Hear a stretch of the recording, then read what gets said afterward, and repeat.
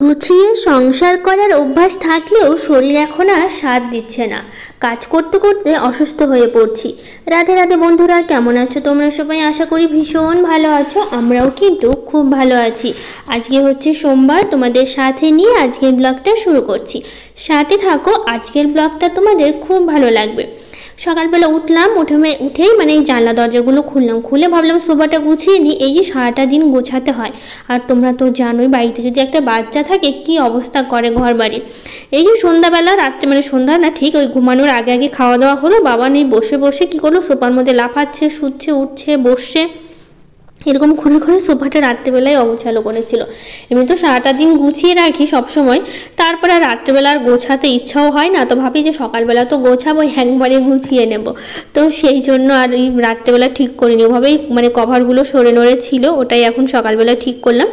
ঠিক করে তারপরে টি টেবিলটা কাপড়টা ভিজিয়ে তারপরে মুছলাম। এত ধুলো পড়ে থাকে টি টেবিলে, এত বোঝা যায় তোমাদের কি বলবো। সবসময় ঘরের জানলা দরজাগুলো তো মোটামুটি আমি বন্ধ করেই রাখি, যে খুব যে ধুলো বাড়ি ঢুকে সবসময় তা না, কিন্তু তারপরও না এরকম হয়ে থাকে। জানো তো কী যে অবস্থা, কী যে করি। আর বাড়িতে সময় এত কাঠ পিঁপড়ে হয়েছে কি বলবো। দরজার কাছে আমাদের যে মেন দরজাটা আছে, ওখানে এত কাঠ পিঁপড়ে, পাশের গাছগুলো আছে, গাছ থেকে আসে, এত কাঠ পিঁপড়ে সবসময় ঘোরাফেরা করে, কত যে কামড় খাই কি বলবো তোমাদের। এটা ওটাতে লেগে থাকে, ধরো কিছু ধরতে গেলাম, আর পিঁপড়া তো জানোই, হয়তো গায়ের সাথে লাগলেই সঙ্গে সঙ্গে কামড়ে দেয়, হয়তো চাপা লাগে আর কামড়ে দেয়।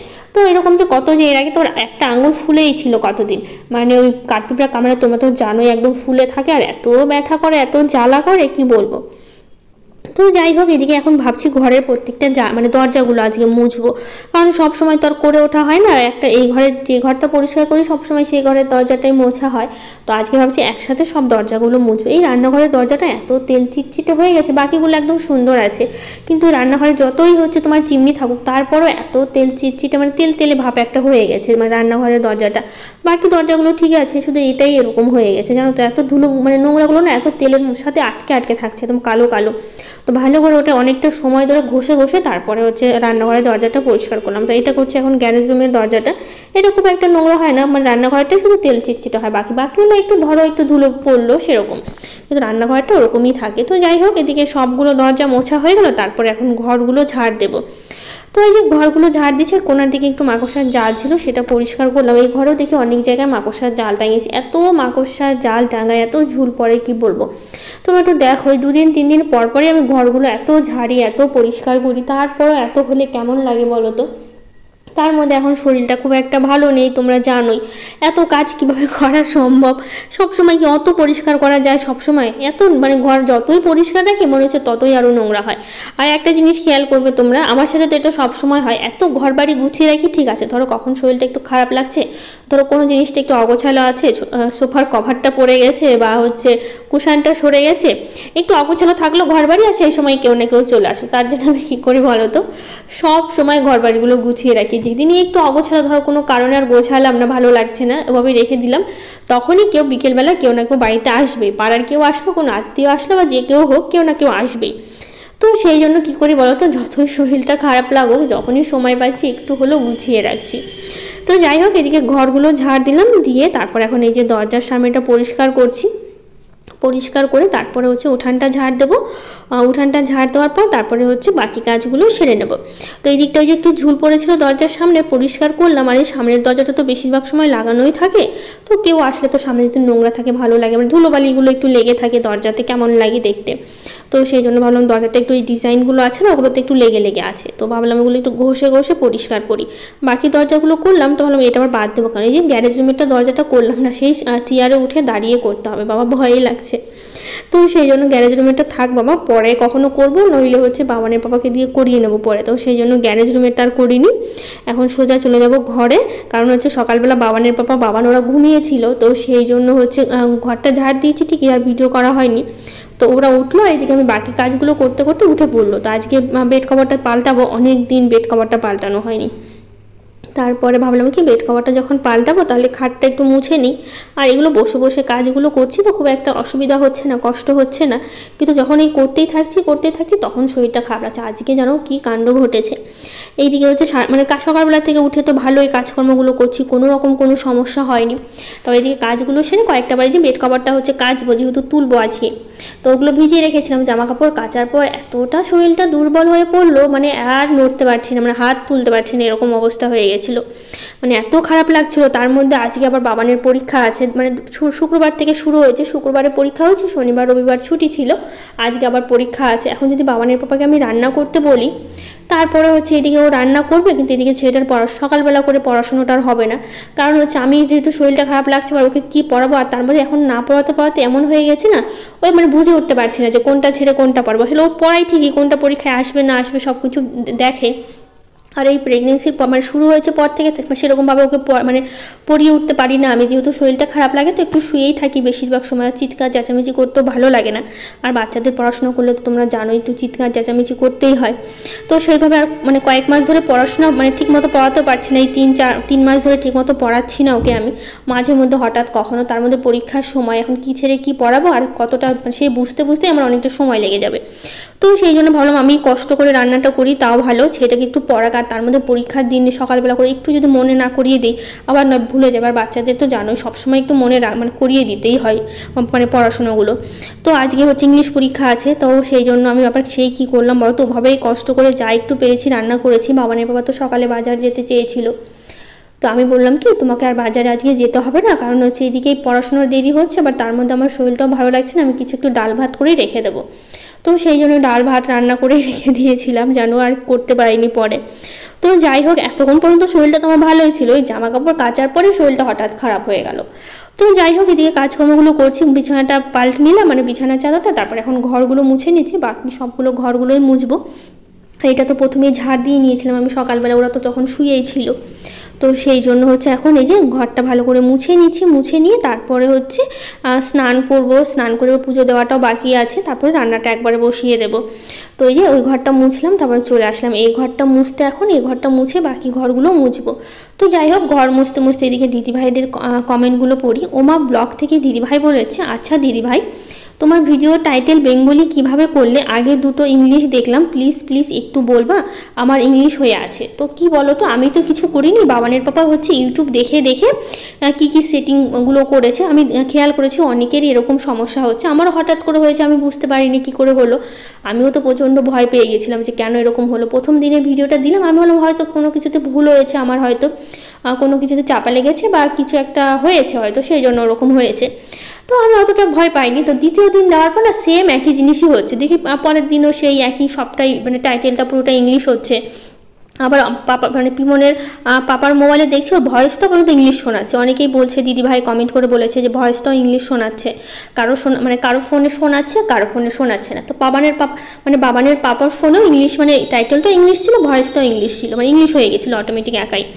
তো কি করবে এখন, তো বাবানের বাবা সেই রাত্রেবেলা বসে সবটাই ঠিক করলো, মানে ইউটিউব দেখে, আমি তো ঠিক সঠিক জানি না যে কীভাবে কী করেছে, ওই সবটা করেছে। তো তুমি দেখো ইউটিউবে হচ্ছে এইভাবে সার্চ করো, মানে এরকম টাইটেল ইংলিশ কেন হচ্ছে সেই নিয়ে সার্চ করো, তো দেখো অবশ্যই অনেক ভিডিও পাবে তুমি, তো ওখান থেকে দেখে তুমি সেটিংটা করিয়ে নিতে পারো। তো যাই হোক, এদিকে আমার ঘরগুলো মোছা হয়ে গেল, তারপরে যে দরজার সামনেটা মুছে নিচ্ছি, এখানে আর জল দিলাম না। তো এটা মুছে নিয়ে তারপরে স্নান করে পুজো দেবো। এদিকে বাবানের পাপা সকালবেলা উঠে করেছে, ফুলগুলো কিন্তু আমাকে তুলে দিয়েছে, প্রতিদিন তুলে দেয়, তো আজকেও তুলে দিয়েছে। তো যাই হোক, এদিকে এখন এই যে তাড়াতাড়ি করে পুজো দিলাম, এই যে কাচতে মানে শরীর জামা কাপড় কাচতে শরীরটা খারাপ লাগলো, তো ভাবলাম স্নান যেহেতু করেছি পুজোটা দিয়ে দিই। তো এইদিকে আবার বাবানের পাপা কখন দিবে, সময় পাবে না, আবার পড়াচ্ছে, আবার স্নান করে স্কুলেও যাবে, দুজনেরই স্কুল আছে।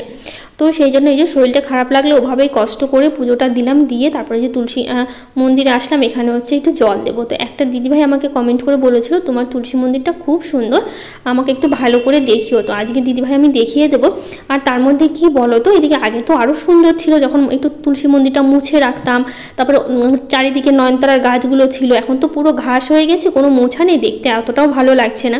আর আগে তো মানে 3 দিকেই হচ্ছে, মানে পেছনেও এই সাইডেও সব জায়গাতেই নয়নতারার গাছগুলো ছিল, পুরো ফুটে থাকতো, ফুলগুলো দেখতে ভীষণ সুন্দর লাগতো।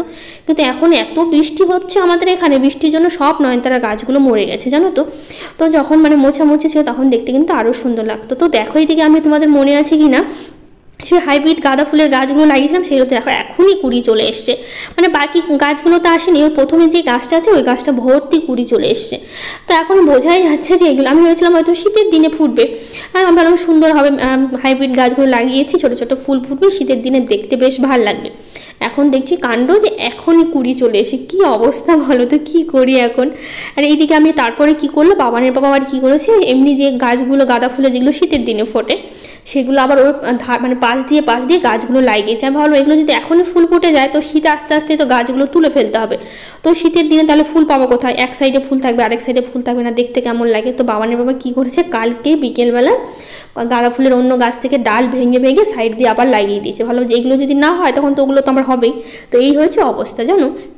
তো ওই যে কালকে যে পোলাও আর মানে এনেছিল, মাংস এনেছিল, সেই বাটিগুলো গুছিয়ে রাখলাম। কেন বলো তো, অনেক সময় কাউকে কিছু দিতে হলে না এরকম বাটিগুলো লাগে, অনেক সময় সবসময় টিফিন বাটি দেওয়াও যায় না, তো এমন কাউকে দিলাম সেই অনেক দূরে বাটি আবার সে ফেরত আসছে না। তো সেই জন্য আমি কী করি বলতো, এই ধরনের কোনো বাটি থাকলে না আমি আবার রেখেই দিই, কখনো কাউকে কিছু দিতে হলে ওর মধ্যে দিয়ে দিই। তো যাই হোক, এদিকে সকালবেলা হচ্ছে ডিম ছিল না আজকে, তো ভাবলাম দুধ আছে তো দুধ দিয়ে মুসলিটা দিয়ে খেয়ে নিলাম। আর তোমাদের তো বলি সকালবেলা করে আমার প্রচণ্ড খিদে পায়। তো যাই হোক, এদিকে ডালটা বসিয়েছি, ভাতটা বসিয়েছি, আর রান্না করবো শুধু এই যে আলু দিয়ে পটল দিয়ে একটা তরকারি করবো, আর ভাতে তো আলু করলা সেদ্ধ দিয়েছি, এগুলো আজকে রান্না করবো। এদিকে কচুটা আমি ভাবলাম ডালে দেবো, তো দেখি কচুটা খারাপ হয়ে গেছে, তো সেই জন্য আর ডালে দেওয়া হলো না। তো এদিকে ভাত হয়ে গেছে, এদিকে ডালটা আমি ফোড়ন দিয়ে দিয়েছি, ডালটা হয়ে গেছে। তো এখন হচ্ছে আমি মানে আলু পটল দিয়ে একটু ভাজা মশলা দিয়ে তরকারিটা করবো। খুব একটা মানে কিছু করতে পারলাম না, এত খারাপ লাগছে শরীরটা, সেই জন্য। তো যাই হোক, এদিকে জিরে ফোড়ন দিয়ে আলু পটলটা দিলাম, একটু ভাজা ভাজা করে নেব, তার মধ্যে টমেটো দেবো আর একটু জিরের গুঁড়ো দেবো। তো যাই হোক, এদিকে রান্না করতে করতে বাকি দিদিভাইদের কমেন্টগুলো পড়ে নিই। অদিতি ব্যানার্জি দিদিভাই বলেছে, ঠাকুরের বাসনগুলো খুব চকচক করে, কি দিয়ে পরিষ্কার করবো? তো আমি যে স্টিলের বাসনগুলো আছে কয়েকটা, মানে থালা বাসন, মানে থালার গ্লাসগুলো, ওই কটা তো আমার স্টিলের, তো ওগুলো তো আমি লিকুইড যে সাবানটা আছে ওটা দিয়ে পরিষ্কার করি। আর পিতলের বা কাঁসার যেটাই বলো, ওগুলো আমি সবসময় কিন্তু ওই যে পিতাম্বরী পাওয়া যায় প্যাকেটে, ওই পিতাম্বরী দিয়ে পরিষ্কার করলে, মানে ওই পিতাম্বরী একটু নিয়ে হাত দিয়ে যদি তুমি একটু ঘষো, মানে হালকা একটু জল দিতে হবে, খুব যে জল দিতে হবে তা না, একটু সামান্য জল দিয়ে, মানে হাত দিয়ে তোমার ঘষাও লাগবে না, হাত দিয়ে যদি একটু ঘষো না একদম সুন্দর নতুনের মতো চকচকে হয়ে যায়। তো আমি সবসময় ঘরে কিন্তু পিতাম্বরী এনেই রাখি, তুমি কিন্তু ওগুলো দিয়ে পরিষ্কার করতে পারো, পিতলের ভীষণ সুন্দর পরিষ্কার হয়। তো যাই হোক, এদিকে জামা কাপড়গুলো কেচেছি, সেগুলো নিয়ে চলে এসেছি ছাদে, আর হচ্ছে তরকারিটা বসিয়ে আসলাম। তোমরা কিন্তু ক্যামেরা একটু ঘোলা ঘোলা মনে হচ্ছে, আসলে কি বলো তো, আমি ক্যামেরার পিছনে হাতটা পড়ে গেছিলো, আমার হাতে হয়তো একটু তেল তেলে ভাব ছিল, সেটা ক্যামেরায় লেগেছে, খেয়াল করিনি, তার জন্য ক্যামেরাটা ঝাপসা হয়েছে, একটু গোলা গোলা লাগছে, মনে হচ্ছে যেন কুয়াশা পড়েছে, তাই না বলো, ক্যামেরাতে এরকম মনে হচ্ছে। তো যাই হোক, এক মুঠো আলো চ্যানেল থেকে দিদিভাই বলেছে, খুব ভালো লাগলো, নিজের খেয়াল রেখো। থ্যাংক ইউ দিদিভাই। তো আরেকটা দিদিভাই বলেছে, দিদি তোমার আরও সোফা দুটো কোথায় বলবে প্লিজ, আমার তোমার সোফা দেখাবে, আমার ভালো লাগছে প্লিজ। তো কী বলতো, আমার তো একটাই সোফা, আগে তো কোনো সোফা ছিল না, আর এই সোফাটার যখন বলেছো আমি একদিন ভিডিওতে তোমাকে পুরোটা দেখিয়ে দেবো।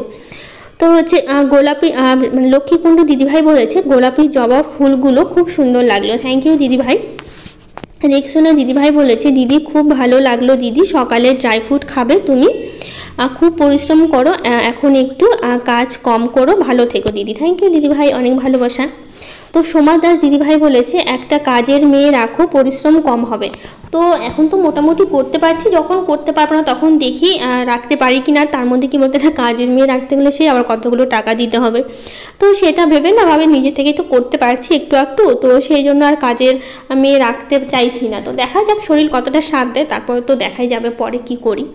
তো যাই হোক, এদিকে রান্নাটা হয়ে গেল আমার, রান্না হওয়ার পর এখন রান্নাঘরটা পরিষ্কার করছি, তারপরে হচ্ছে খেতে দেবো। আর আজকে না বাসনগুলো মাজতে পারিনি, বাবানের বাবা স্কুল যাওয়ার আগে আমাকে সব বাসনগুলো মেজে দিয়েছে। তো সুপ্রিয়া ব্লগ থেকে দিদিভাই বলেছে, এত কাজ প্রতিদিন কি করে করো? ওই তো দিদিভাই হয়ে যায় গো, এইটুকু না করলে কি করে হয়, শরীর যতই মানে যাই হোক একটু তো করতেই হয় বলো। তো যাই হোক, এদিকে আমার রান্নাবাড়ি শেষ হলো, খাওয়া দাওয়া হলো। তো বাবানের আজকে পরীক্ষা দিতে যাবে, তো বাবান যাচ্ছে পরীক্ষা দিতে। তোমাদের একটা কথা বলছি, বাবানের ব্যাগে যে বোর্ডটা আছে মানে পরীক্ষা দেওয়ার জন্য, সেই বোর্ডটা কিন্তু আমি যখন মাধ্যমিক বা এইচএস পরীক্ষা দিয়েছি আর তখনকার বোর্ড ছিল, আমি কিন্তু এটা দিয়েই মানে মাধ্যমিক এইচএস পরীক্ষা দিয়েছি, সেটা থেকেই গেছিল আমার। তো সেটাই হচ্ছে বাবান হচ্ছে এখন পরীক্ষা দিচ্ছে। তো সঞ্জিতা ব্লগ থেকে দিদিভাই বলেছে, খুব সুন্দর লাগলো বোন ভিডিওটা। থ্যাংক ইউ দিদিভাই।